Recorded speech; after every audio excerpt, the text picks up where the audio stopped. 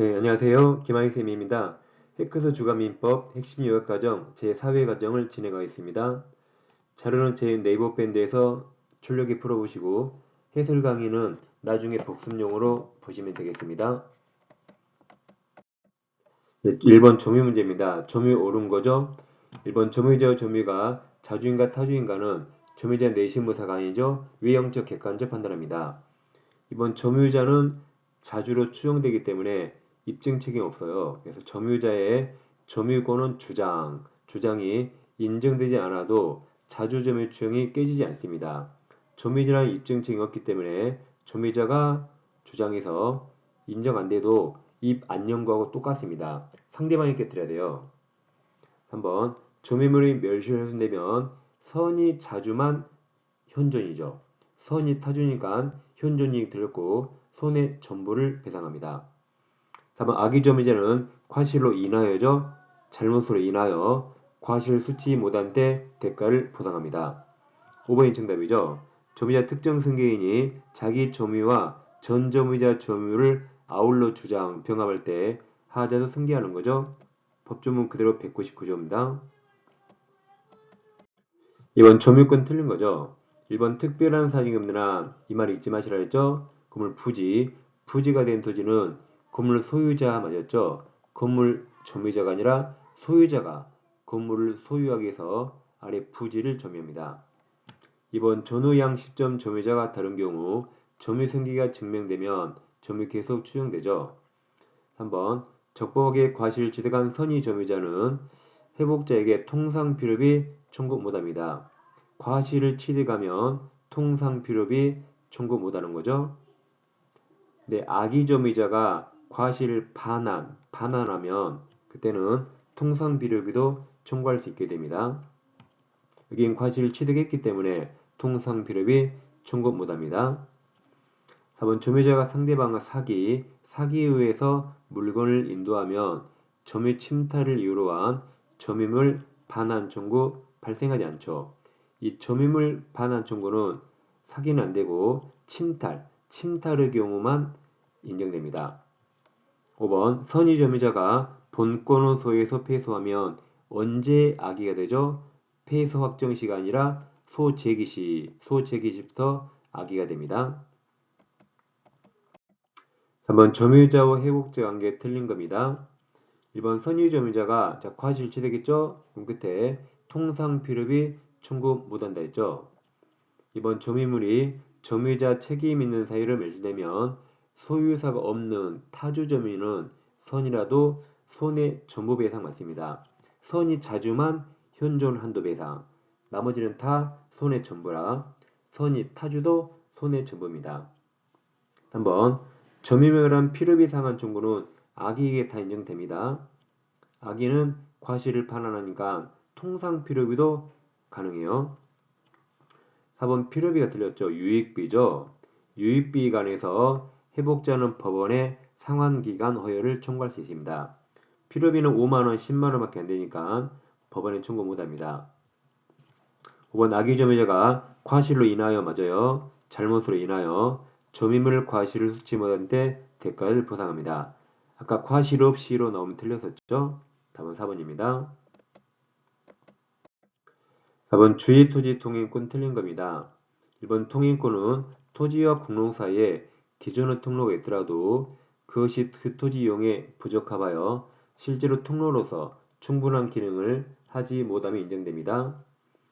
이번 주의토지 통행권은 장차 대비하는 게 아니죠. 현재 필요한 용법입니다. 장차 건립될 아파트 건축을 위한 이용 상황까지 미리 대비하는 건 아닙니다. 3번 통행권이 인정되는 경우 통로 개설 비용은 원칙적으로 단인자, 통행권자가 부담하겠죠. 4번 통행지 소유자가 통행권에 대한 통행에 방해가 되는 축점을 설치한 경우 누가 축조했죠? 소유자가. 그러면 통행권의 본래적 기능 발휘를 위하여 그 소유자가 철거해야 되죠. 5번 주의토지 통행권 성립은 법률행위가 아니라 법률 규정에 의한 물권 취득이라 등기하지 않습니다. 5번 점유 취득 시 옳은 겁니다. 1번 부동산에 대한 악의의 무단점유는 타주가 되죠. 그래서 자주점유로 추정되지 않고 타주가 됩니다. 이번 집합건물의 공용부분은 별도로 취득시효 대상이 되지 못하죠. 아파트 복도에서 20년 살았어요. 그럼 그지가 없죠. 취득시효 못합니다. 3번 일필토지 일부도 취득시효 가능하죠. 단 등기할 때는 일부만 분할해서 등기해야 됩니다. 4번 지문이 길어요. 항상 끝부분에 자, 시효완성을 주장할 수 있는가? 그럼 시효완성은 완성 당시 소유자에게만 청구할 수 있죠. 그럼 앞에 사람이 완성 당시 소유자인가 아닌가만 보면 됩니다. 4번 아직 등기하지 않은 시완성자는 그 완성 전에 이미 설정되어 있던 가등기에 의해서 가등기는 시완성 전에 있네요. 네, 그 다음 중요하죠. 완성 후에 소유권 이전 본등기 맞았죠. 이 사람은 완성 당시 소유자가 아니라 완성 후 소유자이기 때문에 이자를 상대로 시효 추정 못합니다.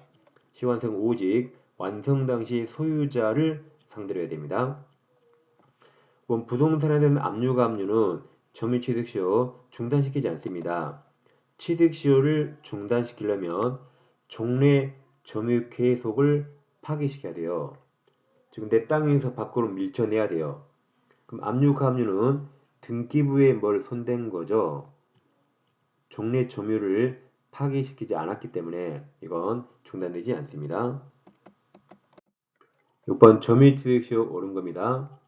1번 국유재산 중 일반재산이 시효 완성 후 이때 빨리 소유권을 등기를 해야 되는데 안 하다가 행정재산이 되면 이제 공공목적 활용하니까 이제 시효 완성 이후로 등기 청구 못합니다. 늦었어요. 행정재산 되기 전에 빨리 등기 뺏어야 되죠. 2번도 지문이 길어요. 그럼 제일 끝에 문제가 점유취득이죠. 제일 끝에 등기 청구 상대방이 되는가? 항상 완성 당시 소유자야 돼요. 그래서 앞에 사람이 완성 당시 소유자인가 아닌가를 보면 됩니다. 여기서 등기 청구 상대방이 된다는 말은 시효 완성을 주장한단 말이죠. 그래서 항상 완성 당시 소유자인가 보세요. 2번 시효 완성 당시 소유권 보조 등기나 이전 등기 똑같죠. 이게 무효래요. 그럼 소유자가 아니네요. 그럼 소유자가 아니니까 완성 당시 소유자 아니라 제일 끝에 등기 청구 상대방 될 수 없다 맞았습니다. 3번은 시완성 후 점유자 명의로 소유권 이전 등기가 종료되기 전에 자, 시완성하면 소유 명의자 소유자는 점유자 시완성자에게 어떠한 청구도 할 수 없습니다. 시완성되면 소유 명의자는 점유자 시완성자에게 등기할 의무가 남아있고 어떠한 청구도 할 수 없다 보면 됩니다. 4번 미등기라도 시효완성이 되면 등기하여야 소유권 취득하죠. 부동산 압류는 시효 중단 안 된다 했죠. 종래 점유 상태를 파기시켜야 중단됩니다. 자, 7번 부동산 공유 틀린 거죠. 이 보증행위는 각자 할 수 있죠. 이번 공유자는 공유물 전부를 자기 지분 비율로 사용 수익합니다. 3번 공유자는 다른 공유자 동의 없이 공유물이니까 지분이니까 공유 지분은 자유롭게 처분할 수 있지만 공유물은 전원동의가 되죠. 전원동의 없이 처분 변경 못합니다. 4번 공유자는 자신 지분에 관하여 단독으로 제3자 취득시효를 중단시킬 수 있습니다. 자기 지분에 관해서 보존행위로서 취득시효 중단시킬 수 있습니다. 5번 지문이 길어요. 그럼 항상 그때 각 공유자에게 지분 비율만큼 기속되는가? 앞에 부당이득 반환은 손해배상과 똑같이 돈, 금전을 청구하니까 지분 비율만큼 기속됩니다. 맞아서요. 그럼 처음부터 공유물 무단점유자에 대해서 차임상당의 부당이득 반환 청구해야겠죠?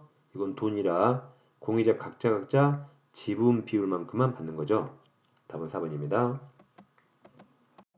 8번 합의 설명 틀린 거죠. 1번은 합의자 권리는 합의물 전부에 미칩니다. 합의는 동업이죠. 2번 합의자는 동업하는 거 있으니까 분할 청구 못해요. 동업관계가 끝났을 때 합니다. 3번 합의자의 1인이 사망하면 상속인이 그 합의자 동업자 주의 승계하지 않죠. 다른 동업자 동의 어디야 되죠? 원칙 승계하지 않습니다. 4번 보증행위 합의자 각자 할 수 있어요.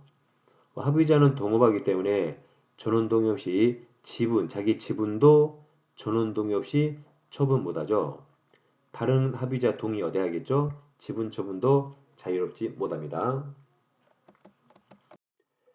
네, 마무리 특강인 민법의 핵심 테마 특강, 시선 집중 특강을 공부하시려면 왼쪽 영상을 클릭하세요. 지금부터 요약집 공부하시면서 핵심 마지막 테마 특강까지 병행해서 공부해주세요.